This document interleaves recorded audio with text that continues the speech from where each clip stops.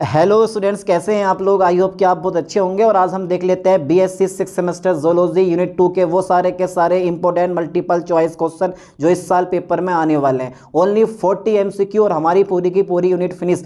इस यूनिट में मैंने वो क्वेश्चन भी ऐड करे हैं जो इस साल दूसरी यूनिवर्सिटी के एग्जाम पेपर में आ चुके हैं। अब देखना वो कौन कौन से क्वेश्चन है। और आपको मैं ये बता दूं कि जितनी भी यूनिवर्सिटी के अब तक एग्जाम हुए हैं, बहुत कम क्वेश्चन आपके मॉडल पेपर से मिलते जुलते हैं। इसलिए थ्योरी पढ़नी बहुत ज़रूरी है। थ्योरी पढ़ लो, क्योंकि थ्योरी पढ़ने के बाद सारे के सारे एमसीक्यू उसी थ्योरी से निकल कर आते हैं। यूनिट 2 का नाम याद कर लो, पॉपुलेशन जेनेटिक्स। चलिए साहब मैं स्टार्ट कर देता हूँ। पहला क्वेश्चन, 500 जीवों की आबादी में यदि एलिल ए की आवृत्ति 0.6 है तो एलिल ए स्मॉल ए की आवृत्ति क्या होगी। जरा अगर आपने पढ़ रखा तो इसका ऑप्शन आप बता दोगे भाई ये वाला राइट होना चाहिए। जरा बताओ जरा कौन सा होगा। तो बेटा इसका ऑप्शन है मेरे पास B is a right option. ठीक है, आप भी बी नंबर पे लगाओ। ओके चलिए साहब हटाता हूँ, मैं आगे बढ़ाता हूँ। 2 एलिल वाली जनसंख्या के लिए हार्डी वीनबर्ग संतुलन का समीकरण क्या है। ये पेपर में आ चुका है भैया, इंपोर्टेंट क्वेश्चन है। ये पेपर में आ चुका है, वेरी इंपोर्टेंट क्वेश्चन है। देखो ऐसे ऐसे क्वेश्चन पेपर में फंसते हैं, ध्यान देना बेटा, ये पेपर में आ चुका क्वेश्चन है। 2 एलिल वाली जनसंख्या के लिए हार्डी वीनबर्ग संतुलन का समीकरण क्या है। तो ये भैया 12th क्लास में भी आपने पढ़ा होगा, ना पढ़ा हो तो पढ़ लेना। तो क्वेश्चन नंबर 2 का मेरे पास ऑप्शन कौन सा है बेटे, बी नंबर है। ठीक है, इस पर टिक लगाओ बी नंबर पे। ओके, अरे लगा दिया होगा, बड़े इंटेलिजेंट है आप, ये तो सब पढ़ रखा होगा आप लोगों ने। क्वेश्चन नंबर 3 है मेरे पास, हार्डी वीनबर्ग संतुलन के लिए निम्नलिखित में से कौन सी शर्त है।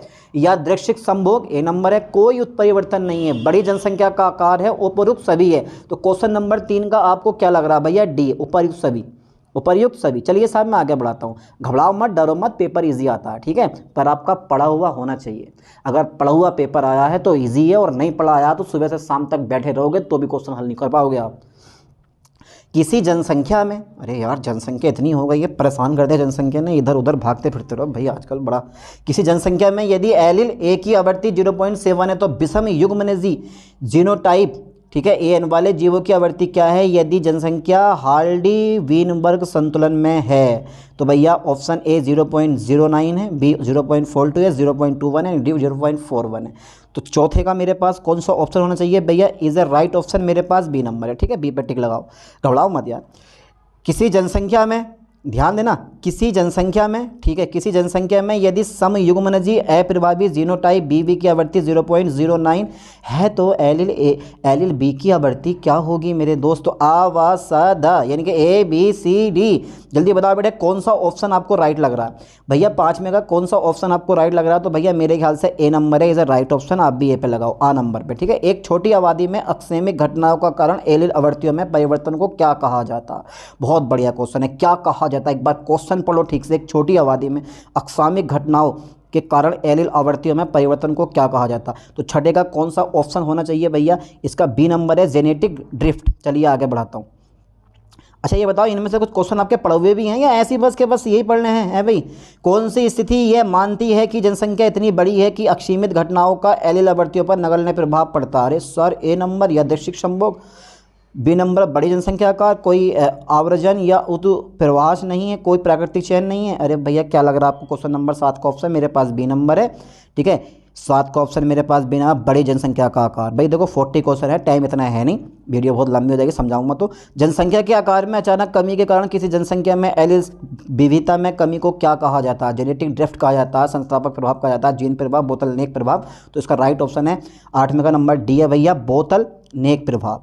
बोतल पियो सो जाओ है भाई, ये तो होता है। तो मेरे पास बोतल नेक प्रभाव। क्वेश्चन नंबर 9 आ गया, किसी जनसंख्या में एलिल एम की आवृत्ति 0.2 है तो हार्डी वीनबर्ग संतुलन में विषम युग्मनजी जीनोटाइप वाले जीवों की आवृत्ति क्या होनी चाहिए। तो क्वेश्चन नंबर 9 का मेरे पास कौन सा ऑप्शन है भैया, ऑप्शन नंबर मेरे पास जल्दी सोचो, 0.14 है, 0.40 है, 0.32 है, 0.064 है। तो इसका राइट ऑप्शन मेरे पास सी नंबर है, ठोक दो सी नंबर। चलिए साहब आगे बढ़ाता हूँ मैं इस चीज़ को। क्वेश्चन नंबर 10 आ गया, जेनेटिक ड्रिफ्ट। ये ड्रिफ्ट है बेटे, ड्रिफ्ट लिखा हुआ है, तब होता है जब प्रजाति के कुछ व्यक्ति द्वीप पर निवास करते हैं। इस घटना को क्या कहा जाता है। अरे भैया सर इस घटना को क्या कहा जाता है, अरे हमें क्या पता भैया क्या कहा जाता है। तो फिर किससे पता होगा, बी नंबर संस्थापक प्रभाव कहा जाता है इसको। ठीक है, क्वेश्चन नंबर 11 आ गया, एक ही आवास में रहने वाले विभिन्न प्रणालियों में अनुकूली समानता कहलाती है। समांतर विकास, अपसारी विकास, संतृप्त विकास, प्रतिगामी विकास। तो इसका ऑप्शन नंबर 11 का कौन सा लग रहा है आपका भैया? तो संतृप्त विकास, ठीक है, C number is a right option लगाए जाओ। देखो थ्योरी है यार, मैं हल करके सो नहीं करूँगा इस चीज़ को। यदि किसी आबादी में एलिल आर के आवर्ती 0.6 है तो हार्डी वीनबर्ग संतुलन में विषम युग्मन जीव genotype R capital R small R वाले जीवों की आवृत्ति क्या होनी चाहिए? A number 0.24, B number 0.36, C number 0.48, D number 0.64। तो क्या ऑप्शन इसका होना चाहिए? 12वें क्वेश्चन का क्या ऑप्शन होना चाहिए भैया? सी नंबर इसका राइट ऑप्शन है, ठीक है, सी नंबर पे लगा हुआ आप। ओके सर, चलिए हटाते हैं इस चीज़ को।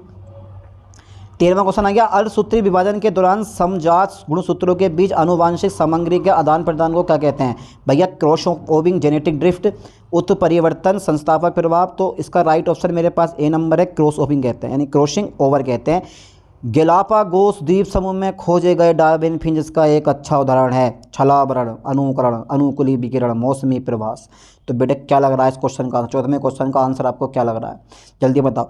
अनुकूली यानी कि अनुकूली विकिरण, C number is a right option, ठीक है, सी पे लगाओ आप इस क्वेश्चन का। राइट ऑप्शन मेरे पास कौन सा बेटे? सी नंबर है। चलिए साहब आगे बढ़ाता हूँ मैं। आबादी के बीच जीवों की आवाजाही के कारण एलील आवृत्तियों में परिवर्तन को क्या कहा जाता है? जेनेटिक ड्रिफ्ट, जीन प्रभाव, परिवर्तन, प्राकृतिक चयन। तो 15वें क्वेश्चन का क्या आंसर लग रहा है आपको कि सर ये ऑप्शन जो है मेरे पास राइट होना चाहिए? तो ये ऑप्शन मेरे पास राइट है, बी नंबर जीन प्रभाव, ठीक है। कौन सा मेरे पास? जीन प्रभाव।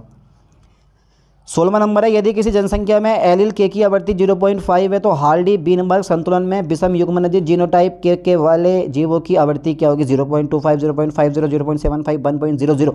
तो क्या लग रहा है कौन सा ऑप्शन का होना चाहिए 16वें क्वेश्चन का? जल्दी बताओ बेटे। 16वें का मेरे पास बी ऑप्शन है, ठीक है, बी नंबर पे लगाओ 0.50। चलिए साहब आगे बढ़ाता हूँ मैं। यदि कोई जीव त्रिगुणित है तो हार्डी वीनबर्ग प्रमेय में लागू होगा। Is a very important question बेटे, ये आ चुका है पेपर में, बहुत ही इंपॉर्टेंट है, ये पेपर में आ चुका है। इस क्वेश्चन को तुम रट लो, समझ लो चीज़ को। यदि कोई जीव त्रिगुणित है तो हार्डी वीनबर्ग प्रमेय में लागू होता है। P+Q का स्क्वायर, P+Q का होल क्यूब, P+Q+R का होल क्यूब, P+Q+R का होल स्क्वायर। तो बेटे कौन सा ऑप्शन राइट है? जल्दी बताओ। क्वेश्चन नंबर 17 में का कौन सा ऑप्शन राइट है? तो बी नंबर है, P+Q का होल क्यूब। चलिए साहब मैं आगे बढ़ाता हूँ इस चीज़ को। आगे बढ़ा दो सर, आगे बढ़ा दो, आगे बढ़ा दें। चलो लो साहब आगे बढ़ा दे रहा हूँ मैं इस चीज़ को। क्वेश्चन नंबर मेरे पास 17 हो गया। 18वां क्वेश्चन, सूक्ष्म विकास का तात्पर्य है किसी जनसंख्या के भीतर अल्प अवधि में होने वाले विकासवादी परिवर्तन। बी नंबर है, बड़े पैमाने पर परिवर्तन से नई प्रजातियों का निर्माण। सी नंबर है, पारिस्थितिक तंत्र पर विकासवादी परिवर्तन। और डी नंबर है इसका, विकासवादी परिवर्तन संपूर्ण महाद्वीपीय को प्रभावित करने वाला। तो बेटे इसका 18वें क्वेश्चन का जो मेरे पास ऑप्शन है वो है ए नंबर। और आप भी क्या करोगे बेटे? ए नंबर पे टिक लगा दो, किसी जनसंख्या के भीतर अल्प अवधि में होने वाले विकासवादी परिवर्तन। ओके सर, चलिए आगे बढ़ाता हूँ मैं। 18वां क्वेश्चन खत्म हो गया हमारे पास। 9वां क्वेश्चन, 19वां क्वेश्चन आ गया। मैक्रो इवोल्यूशन में सम्मिलित है किसी जनसंख्या के भीतर एलील आवृत्ति में परिवर्तन। बी नंबर है, प्रजाति स्तर और उसके ऊपर विकासवादी परिवर्तन। सी नंबर है, आनुवांशिक सामग्री में सूक्ष्म परिवर्तन है। डी नंबर है, पर्यावरण में परिवर्तन विकास को प्रभावित करने वाला। तो मैक्रो इवोल्यूशन में क्या सम्मिलित होना चाहिए? आप जरा एक बार खुद से दिमाग लगाएं बेटे, क्या इसका राइट ऑप्शन होना चाहिए? तो बी नंबर जो है इसका राइट ऑप्शन है, प्रजाति स्तर और उसके ऊपर की विकासवादी परिवर्तन। चलिए मैं आगे देखता हूँ। 20वां क्वेश्चन है, निम्नलिखित में से कौन सूक्ष्म विकास का उदाहरण है? अरे भैया सूक्ष्म विकास का उदाहरण है तो भैया इसका बी नंबर डायरेक्ट लगा दो। बैक्टीरिया सूक्ष्म होते हैं, एंटीबायोटिक प्रतिरोध का विकास। चलिए आगे देखते हैं 21वां क्वेश्चन। जेनेटिक ड्रिफ्ट को एक तंत्र माना जाता है मैक्रो इवोल्यूशन का, प्रजातिकरण का, सूक्ष्म विकास का और एडेड यानी कि पंक्चुएटेड एडेड और एक्विलिब्रियम का। जल्दी बताओ बेटे 21वें का कौन सा ऑप्शन चाहिए हमारे पास? 21वें का मेरे पास सी नंबर है। और सी नंबर भैया ऐसे करके लगाओ, ये ऐसे करके ये नंबर सी नंबर लगाओ। आगे बढ़ाता हूँ। मैक्रो इवोल्यूशनरी घटनाओं में सम्मिलित है भैया, छोटे यानी कि मैक्रो, ठीक है, मैक्रो, माइक्रो नहीं, मैक्रो, बड़ी घटनाएं होती हैं। किसी जनसंख्या के भीतर जीन की आवृत्ति में परिवर्तन, लंबी अवधि में नई प्रजातियों का विकास। B number is a right option, इसका आगे पढ़ने की जरूरत ही नहीं है। चलिए साहब मैं आगे बढ़ाता हूँ। 23वां क्वेश्चन आ गया। पंक्चुएटेड इक्विलिब्रियम की अवधारणा संबंधित है। ए नंबर, सूक्ष्म विकास से, प्राकृतिक चयन से, जेनेटिक ड्रिफ्ट से, मैक्रो इवोल्यूशन से। तो बेटे राइट ऑप्शन मेरे पास कौन सा? देखो बी बन गया, बी की जगह बी बन गया। तो पंक्चुएटेड इक्विलिब्रियम की अवधारणा संबंधित है। 23वां नंबर मेरे पास कौन सा बेटे? D number. इसका राइट ऑप्शन मेरे पास कौन सा है? D number, macro evolution.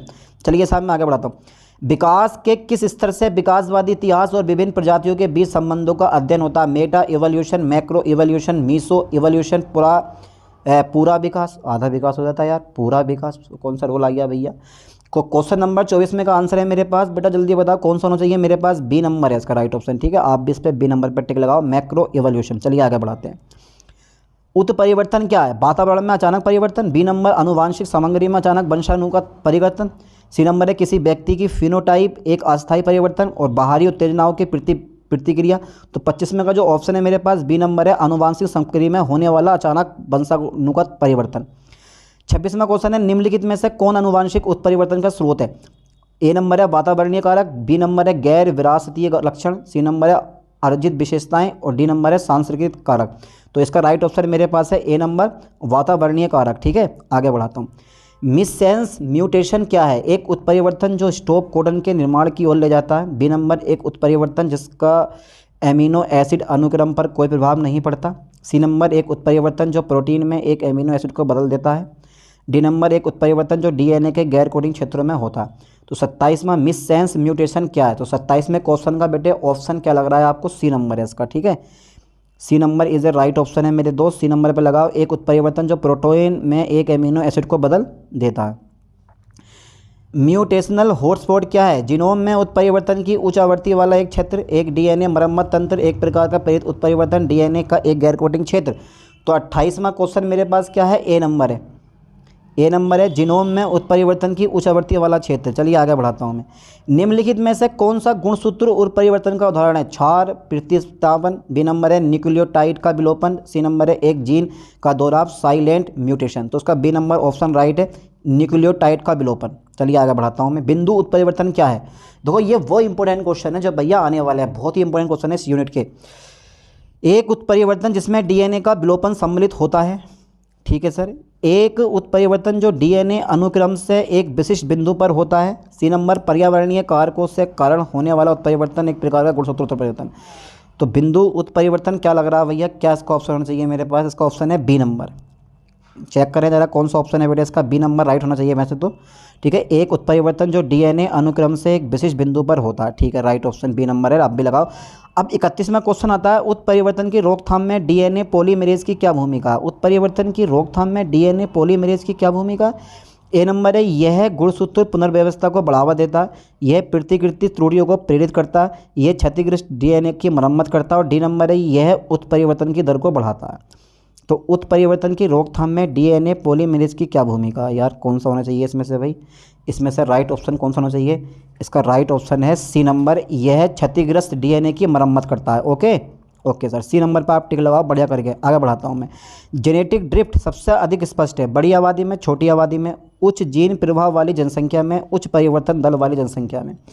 तो 32 में का मेरे पास बी ऑप्शन है और आप इस पर बी नंबर पर टिक लगाएं भैया, इस वाले ए, ये मेरे पास ऑप्शन राइट ऑप्शन है, ठीक है। चलिए साहब मैं आगे बढ़ाता हूँ। क्वेश्चन नंबर 33 मेरे पास आ गया है, जीन प्रवाह क्या है, एलील आवृत्तियों में यादृच्छिक परिवर्तन, आबादी के बीच जीवों और उनके जीनों की आवाजाही। सी नंबर है पर्यावरणीय कारकों द्वारा विशिष्ट लक्षणों का चयन। और डी नंबर है अकस्मात घटनाओं के कारण जीन आवृत्तियों में परिवर्तन। चलिए 23वें क्वेश्चन का राइट ऑप्शन कौन सा है मेरे पास, बी नंबर है, ठीक है। इसका जो राइट ऑप्शन है मेरे पास बी नंबर है और आप भी इस बी नंबर पर टिक लगा लें बढ़िया करके। Okay okay. स्थिरीकरण चयन क्या है, ए नंबर है चरम फिनोटाइप के विरुद्ध चयन, बी नंबर है मध्यवर्ती फिनोटाइप के लिए चयन, सी नंबर है चरम फिनोटाइप के लिए चयन और डी नंबर है फिनोटाइप्स का यादृच्छिक चयन। तो स्थिरीकरण चयन क्या है, तो स्थिरीकरण चयन का ऑप्शन है मेरे पास 34 का नंबर है बी नंबर मेरे पास, ठीक है। तो बी नंबर लगा लो बेटे ऑप्शन पर से करके कि ये जो मेरे पास बी नंबर है वह है मध्यवर्ती फिनोटाइप के लिए चयन। चलिए मैं आगे बढ़ाता हूँ। 35वां नंबर आ गया, बोतल नेक प्रभाव, इसका एक उदाहरण है, जेनेटिक ड्रिफ्ट का है, जीन प्रवाह का है, प्राकृतिक चयन का है, उत्परिवर्तन का है। तो बेटे कौन सा ऑप्शन पेरिस में लग रहा है, ए नंबर जेनेटिक ड्रिफ्ट का, ठीक है। जेनेटिक ड्रिफ्ट का क्या लग रहा है मेरे पास, ए नंबर राइट ऑप्शन लग रहा है, ठीक है। आगे बढ़ाते हैं। 36वां संस्थापक प्रभाव यानी कि फंडर्स इफेक्ट क्या है, एक ए नंबर है इसका, उत्परिवर्तन के माध्यम से नई अनुवांशिक विविधता का परिचय। बी नंबर है आबादी के बीच जीवों का आवागमन। सी नंबर है एक प्रकार का जेनेटिक ड्रिफ्ट जो छोटी संस्थापक आबादी में होता है। और डी नंबर है पर्यावरणीय कारकों द्वारा विशिष्ट लक्षणों की पहचान यानी कि चयन। 36वां क्वेश्चन का ऑप्शन क्या भैया, बहुत इंपॉर्टेंट है यार, ये क्वेश्चन बढ़िया का पढ़ लो क्योंकि क्वेश्चन ये वाला पेपर में आता है, ठीक है। इंपॉर्टेंट क्वेश्चन है ये वाला, ठीक है। संस्थापक प्रभाव क्या। यार ऐसे ऐसे क्वेश्चन तो आपको भी इंपॉर्टेंट लग रहे होंगे, तो घबराने वाली क्या बात है, जो लगे इंपॉर्टेंट है तो वो इंपॉर्टेंट है, इसमें सोचने वाली क्या बात है ए भैया। तो 36 में का कौन सा ऑप्शन लग रहा है आपको, सी नंबर लग रहा है, ठीक है। 36 में कौन सा ऑप्शन है मेरे पास, सी नंबर है। चलिए साहब आप भी सी नंबर पे लगा दें ऐसे करके कि C number is a right option है मेरा, ठीक है। चलिए आगे बढ़ाता हूँ मैं। ओके ओके, 37वां क्वेश्चन आ गया, डोलो के नियम के अनुसार विकास में जटिल लक्षण होते हैं। ए नंबर है परिवर्तनीय परिवर्तनीय, और सी नंबर है अवशेषी अंकृतिक चयन पर प्रतिबंध, और यादृच्छिक और अप्रत्याशित। क्या लग रहा है आपको 37वें क्वेश्चन का क्या ऑप्शन होना चाहिए, तो इसका ए नंबर है बेटे अपरिवर्तनीय, ठीक है। इसका ए नंबर लगाओ आप, अपरिवर्तनीय, ये राइट ऑप्शन है इसका अपरिवर्तनीय। चलिए मैं आगे बढ़ाता हूँ। 38वां क्वेश्चन आता है, डोलो का नियम अक्सर किसके विकास पर लागू होता है, सजातीय संरचनाएं, अनुरूप संरचनाएं, अवशेषी अंग, संस्त्रभ विकास। तो इसका 38वें का मेरे पास कौन सा ऑप्शन होना चाहिए भैया, ए नंबर होता है इसका, ठीक है। तो इसका राइट ऑप्शन है मेरे पास ए, सजातीय संरचनाएं, हाँ यही होना चाहिए, यही है। बोतलनेक प्रभाव और संस्थापक प्रभाव इसके उदाहरण है, प्राकृतिक चयन के, जीन प्रवाह के, जेनेटिक ड्रिफ्ट के, उत्परिवर्तन के। तो 39वें का ऑप्शन नंबर मेरे पास सी है, दोनों के दोनों जेनेटिक ड्रिफ्ट के उदाहरण हैं, ठीक है। 40वां क्वेश्चन मेरे पास आता है, जेनेटिक ड्रिफ्ट किसी जनसंख्या की आनुवांशिकता विविधता को कैसे प्रभावित करता है। ए नंबर है एक आनुवांशिक विविधता को बढ़ाता है, इसके आनुवांशिक विविधता पर कोई प्रभाव नहीं पड़ता, इससे आनुवांशिक विविधता कम हो जाती है, यह केवल डीएनए के गैर कोडिंग क्षेत्रों को प्रभावित करता है। तो 40वां क्वेश्चन का आंसर है मेरे पास सी नंबर लगाओ भैया आप, ठीक है। इससे आनुवांशिक विविधता कम हो जाती है, ठीक है। तो 40 क्वेश्चन हमारे यहाँ पर क्या हो गए बेटे, पूरे हो गए। अब ये 40 के 40 क्वेश्चन देख लो, क्योंकि इंपॉर्टेंट क्वेश्चन है और यही क्वेश्चन पेपर में आने वाले हैं। लेकिन मैंने जो स्टार्टिंग में आपसे बोला है कि भैया मॉडल पेपर से बहुत कम क्वेश्चन फंस रहे हैं, 100 क्वेश्चन में से 10-15 क्वेश्चन ऐसे होंगे जब मॉडल के फंस जाएंगे, वरना सारे के सारे क्वेश्चन बाहर के आ रहे हैं। आपके जितने भी यूनिवर्सिटी के एग्जाम हुए हैं सब के सब क्वेश्चन बाहर से आए हुए हैं, ठीक है। तो बेटर यही है कि थ्योरी पढ़ लो, थ्योरी से क्वेश्चन निकालो समझ समझ के, उसके बाद जो है ये एमसीक्यू क्वेश्चन करो, हल सोल्व करो। ओके, तो 40 क्वेश्चन मैंने इस यूनिट के लिए हैं। चलिए साहब अब मिलते हैं नेक्स्ट यूनिट में, नेक्स्ट लेक्चर के साथ, नेक्स्ट वीडियो के साथ। थैंक्स।